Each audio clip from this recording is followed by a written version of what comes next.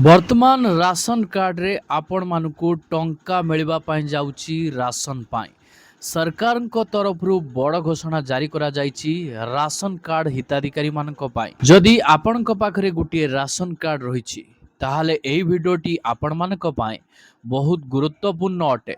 एबे ration card रे आपण मानकु टंका मिलवा पाई जाउची तो आपणकर भी प्रश्न रही केउ राशन कार्ड धारी मानकु राशन कार्ड माध्यम टंका मिलवा पाई जाउची बीपीएल कार्ड राशन धारी मानकु ना अंत्योदय राशन कार्ड धारी मानकु तो कौ हिताधिकारी मानकु राशन कार्ड रे टंका मिलवा पाई जाउची।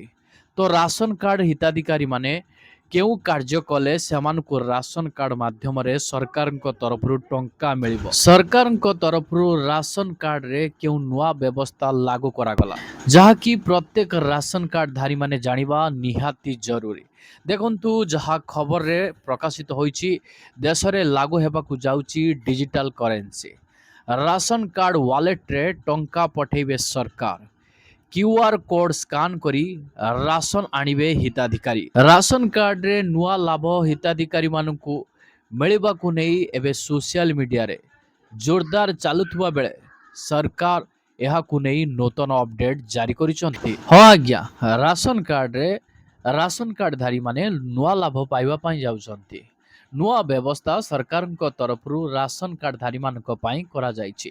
ए सब विषय रे मु आपण मानकु ए गोटे वीडियो माध्यम रे विस्तार रूपे जणाइबी सेति पई आपण माने वीडियोटी को बिना स्किप रे शेष पर्यंत देखंतु आज्ञा जहा फल रे आपण माने डिटेल्स इन्फॉर्मेशन पाई परिबे।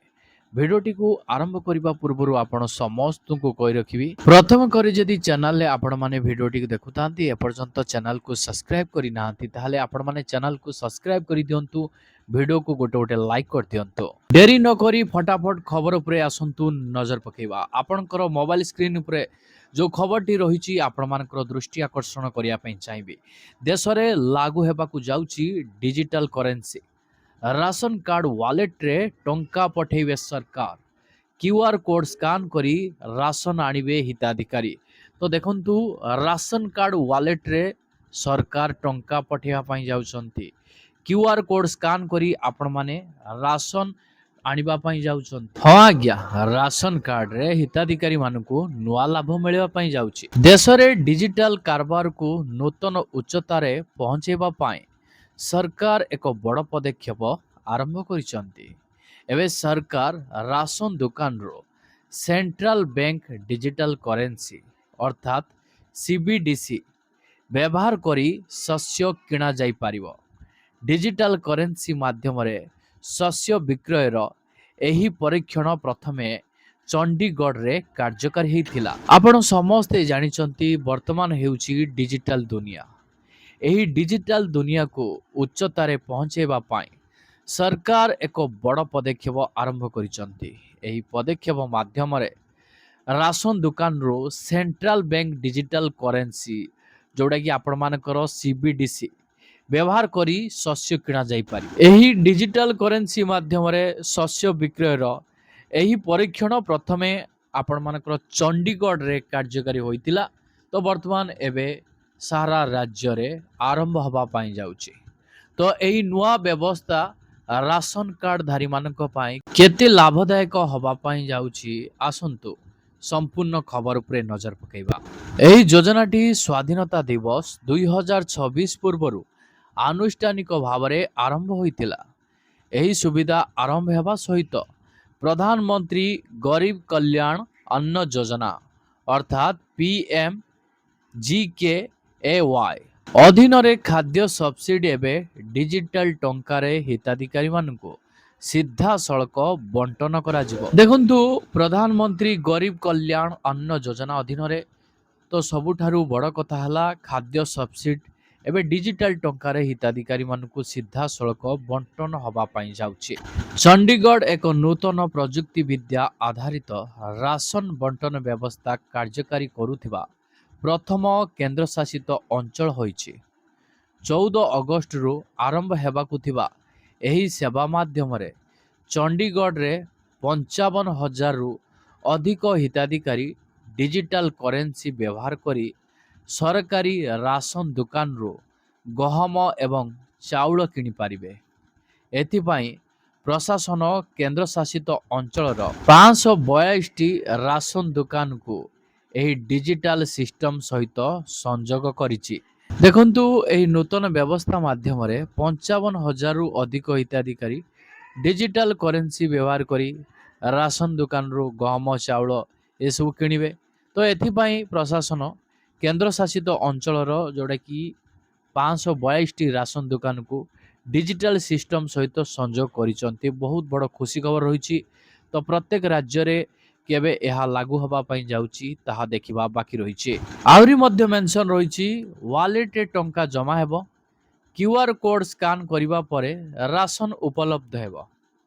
ତ ନୂତନ ସିଷ୍ଟମ ଅନୁଯାୟୀ ସରକାର ପ୍ରତ୍ୟେକ ହିତାଧିକାରୀଙ୍କ ଡିଜିଟାଲ ୱାଲେଟରେ ସିଧାସଳଖ ସ୍ଥିର ଖାଦ୍ୟ ସବସିଡି ରାଶି ସ୍ଥାନାନ୍ତର କରିବେ। ଏହାପରେ ହିତାଧିକାରୀମାନେ ଯେକୌଣସି ରାସନ ଦୋକାନକୁ ଯାଇ କ୍ୟୁଆର କୋଡ୍ ସ୍କାନ କରି ସହଜରେ ପେମେଣ୍ଟ କରିପାରିବେ। ପେମେଣ୍ଟ କରିବା ପରେ ହିତାଧିକାରୀ ସେମାନଙ୍କର ଟଙ୍କା ସଂଗ୍ରହ କରିପାରିବେ। ଏହା ଲୋକମାନଙ୍କୁ ନଗଦ ବୋହିବା କିମ୍ବା ଡକୁମେଣ୍ଟେସନ ପ୍ରକ୍ରିୟା ସମାପ୍ତ କରିବା ପାଇଁ ଲମ୍ବା ଧାଡ଼ିରେ ଅପେକ୍ଷା କରିବାର ଅସୁବିଧାରୁ ମୁକ୍ତି ଦେବ। ଦେଖନ୍ତୁ, ନୂତନ ବ୍ୟବସ୍ଥା ଅନୁସାରେ ୱାଲେଟରେ ଆପଣମାନଙ୍କର ଟଙ୍କା ଜମା ହେବ, ଯେଉଁଟାକି ରାସନ ୱାଲେଟରେ ଆପଣମାନଙ୍କର ଟଙ୍କା ଜମା କରାଯିବ ସର୍ବପ୍ରଥମେ। ତାପରେ ଆପଣମାନେ କ୍ୟୁଆର କୋଡ୍ ସ୍କାନ କରିବେ, କଲା ପରେ ଆପଣମାନଙ୍କର ରାସନ ଉପଲବ୍ଧ ମଧ୍ୟ ହେବ। ଦେଖନ୍ତୁ, ଆହୁରି ମଧ୍ୟ ମେନସନ ରହିଛି, ରାସନ ଟଙ୍କା କେବଳ ଶସ୍ୟ ପାଇଁ ବ୍ୟବହାର କରାଯିବ। ଡିଜିଟାଲ ରୁପି ସିଷ୍ଟମର ସବୁଠାରୁ ଗୁରୁତ୍ୱପୂର୍ଣ୍ଣ ବୈଶିଷ୍ଟ୍ୟ ହେଉଛି ଏହାର ପ୍ରୋଗ୍ରାମେବିଲିଟି ଅର୍ଥାତ୍ ସର୍ତ୍ତମୂଳକ ବ୍ୟବହାର। ଡିଜିଟାଲ ୱାଲେଟରେ ପ୍ରାପ୍ତ ସବସିଡି ରାଶି କେବଳ ନିର୍ଦ୍ଦିଷ୍ଟ ଖାଦ୍ୟ ସାମଗ୍ରୀ କ୍ରୟ ପାଇଁ ବ୍ୟବହାର କରାଯାଇପାରିବ। ହିତାଧିକାରୀମାନେ ଏହି ଟଙ୍କାକୁ ଅନ୍ୟ କୌଣସି ବ୍ୟକ୍ତିଗତ କିମ୍ବା ଅନ୍ୟାନ୍ୟ କ୍ରୟ ପାଇଁ ବ୍ୟବହାର କରିପାରିବେ ନାହିଁ। ଏହା ସରକାରୀ ସବସିଡିର ଅପବ୍ୟବହାରକୁ ରୋକିବ ଏବଂ ନିଶ୍ଚିତ କରିବ ଯେ ସରକାରଙ୍କ ଦ୍ୱାରା ପ୍ରଦାନ କରାଯାଇଥିବା ଆର୍ଥିକ ସହାୟତା ଉଦ୍ଦେଶ୍ୟମୂଳକ ଭାବରେ ଏହାକୁ ବ୍ୟବହାର କରାଯାଇପାରିବ।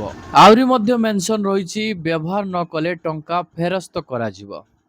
ତ ଏହି ସିଷ୍ଟମରେ ଯୋଡ଼ା ଯାଇଥିବା ଏକ ପ୍ରମୁଖ ସୁରକ୍ଷା ବୈଶିଷ୍ଟ୍ୟ ହେଉଛି, ଯଦି ଜଣେ ହିତାଧିକାରୀ 1 ମାସ ମଧ୍ୟରେ ତାଙ୍କ ଡିଜିଟାଲ ୱାଲେଟରେ ପ୍ରାପ୍ତ ସବସିଡି ବ୍ୟବହାର ନ କରନ୍ତି, ତେବେ ଅବ୍ୟବହୃତ ରାଶି ସ୍ୱୟଂଚାଳିତ ଭାବରେ ସରକାରୀ ଆକାଉଣ୍ଟକୁ ଫେରିଯିବ।